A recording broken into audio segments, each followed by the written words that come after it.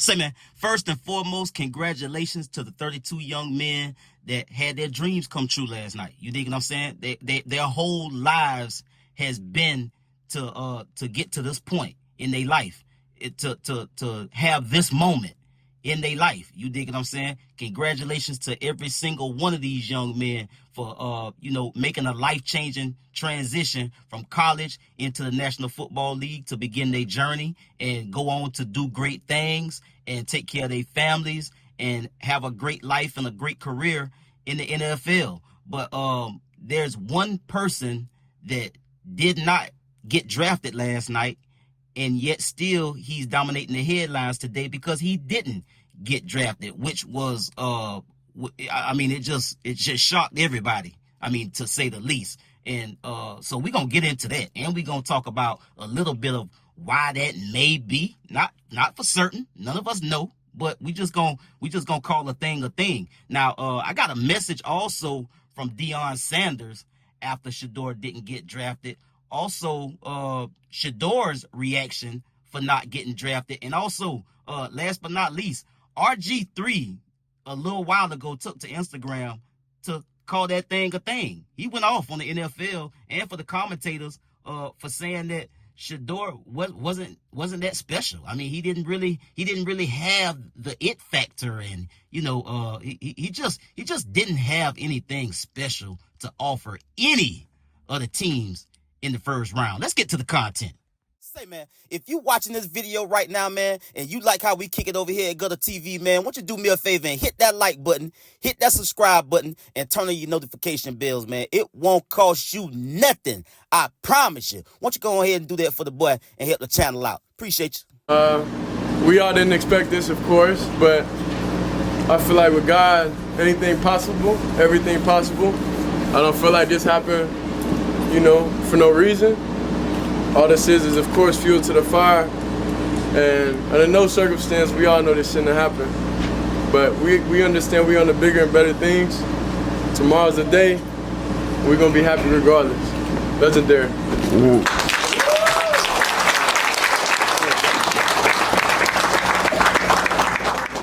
Now, you can call that whatever you want, people, but don't forget to call that class, ladies and gentlemen, because obviously he is disappointed. Obviously he is shocked. Obviously he is crushed. But here he stands, 10 toes down, speaking positivity with his confidence intact. Now, Deion Sanders took to Instagram with another message of positivity and encouragement to everybody, but no doubt his son. My Bible says God uses the foolish things to confound the wise, and he chooses the weak things of the world that he may put to shame the strong. Please know God ain't done, and God is just really getting started. Enjoy this lesson and stop stressing. He also captioned that post by saying this: God is at work right now. Get out of his way and let God be God. He don't need your help at all. Now, they went high like Michelle Obama. And then RG3, he went low. He took it to the floor. He scrubbed the ground with it. You dig what I'm saying? And just said the quiet part out loud. He said what everybody is thinking.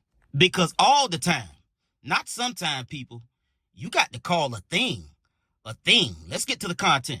Yo, what's up, everybody? I'm watching the draft just like the rest of y'all, and I see Shedeur Sanders is falling in the draft. The Pittsburgh Steelers didn't draft him at number 21, so a lot of people wondering where he's gonna go, what's gonna happen.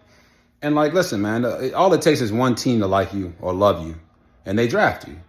But I'm watching the draft and I'm seeing a bunch of people talking about, hey, well, Shedeur's not getting drafted because in the first round because he doesn't have anything special. There's nothing special to him. It's like, and whenever I hear somebody say that, I just know they have not watched any of this man's film, any of it.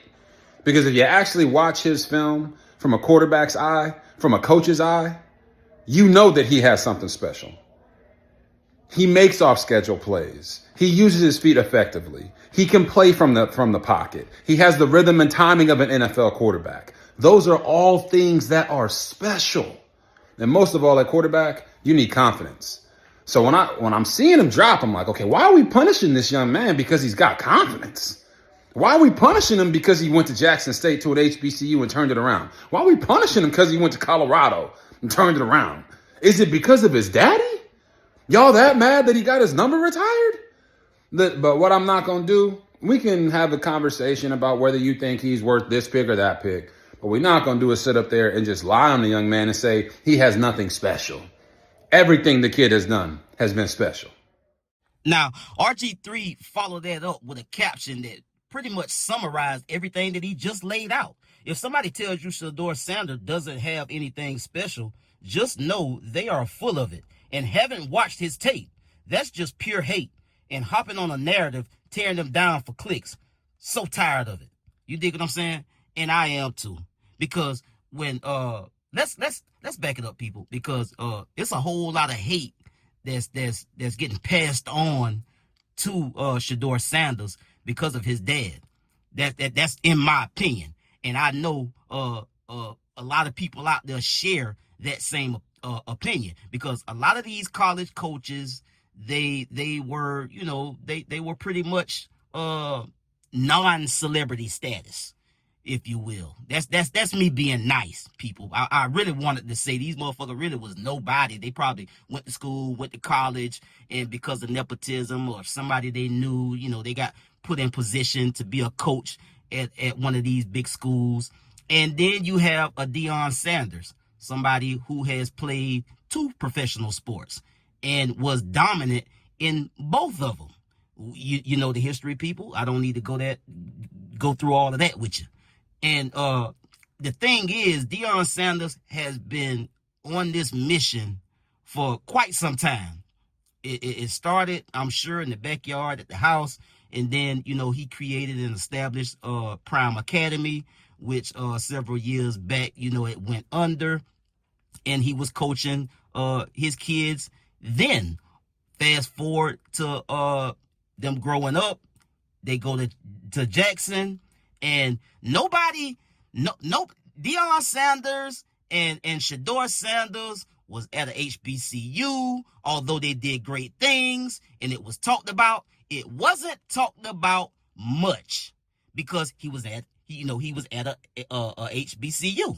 You know, he wasn't, you know, quote unquote over here with the big schools, the big white schools doing big things. He was over here at this HBCU. So, you know, you know, and when he went to Colorado, that's when all the hating ass shit started, people. I'm just going to call it how I see it.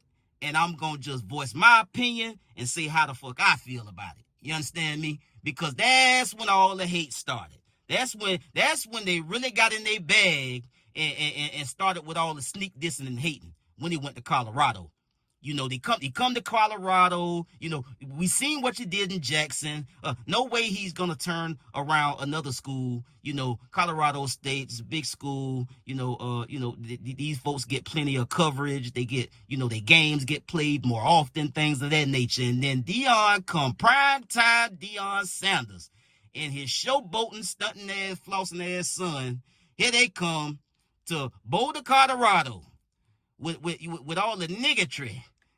You understand me? Bringing all of this fanfare and celebrity status and all of these A-list celebrities and B-list celebrities from entertainment and sports and from the music industry coming every weekend, turning up Boulder, Colorado. You know, they on the field. They coming to watch the game. I mean, it's turned up. It's lit. I mean, that's how you put sauce on something right there. You dig what I'm saying? That's what we do. Black people, man. We control the cool. We went to Boulder, Colorado and turned that shit up like we do any and everywhere else we go. And that's when it really got political. You know, that's when everybody start, you know, being the critics just came out the woodwork. And they was on his nuts the whole time. They love you when you up. It's like people stick their finger up in the air to see which way the wind blowing, people. You dig what I'm saying? Like RG3 just said, folks just be ready to jump on a bandwagon and try to drive a narrative that try to make it look like Shedeur Sanders wasn't that good. Obviously he was. Obviously he was. He went to Jackson State University, and we seen what they did there. And then he went to Boulder, Colorado. The folks ain't had won no game. I think they won like 1 or 2 games. Like they was on a losing. I mean, they had been losing for years. And then they come and they dominate in Boulder, Colorado. And we seen the hate during that first season at Boulder, Colorado when they went there. The coaches, the reactions from them, all of the hating, you know, the comments and different things of that nature that we seen during that first season, and some in that second season. But it was all because Deion Sanders and his son were getting so much attention. And it would be a problem if they wasn't being productive. But they was. They was being productive. In fact, they was being productive everywhere they went. So, I mean, Deion Sanders can't help it that he dominated in 2 professional sports. He got his own celebrity status.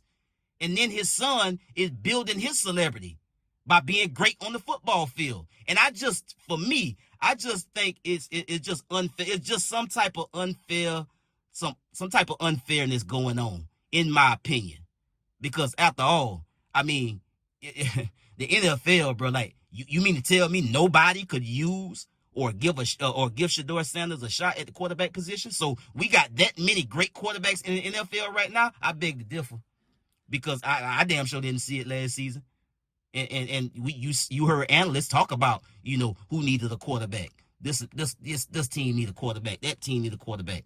They're hurting at the quarterback position. And then you got the one of the top quarterbacks on, like he right here. He right here to be picked. And he don't go at all in the first round. So for me, I just think it was some bullshit. You dig what I'm saying? Again, congratulations to all 32 of the young men that had their lives changed last night, and their dreams come true with being drafted to the NFL. But we got to call a thing, bro, because there's some type of selective politicking going on. Somebody wanted to snub him one last time before he get drafted to kind of put him in his position, put him in check, because he too flashy. He be doing too much. And what the hell that got to do with his production on the football field? But I tell you this, he gonna get drafted, and when he do, all the people that set back for whatever reason and didn't draft him, y'all will pay for it. I get at y'all on the next one, man. Y'all be smooth. I'm out.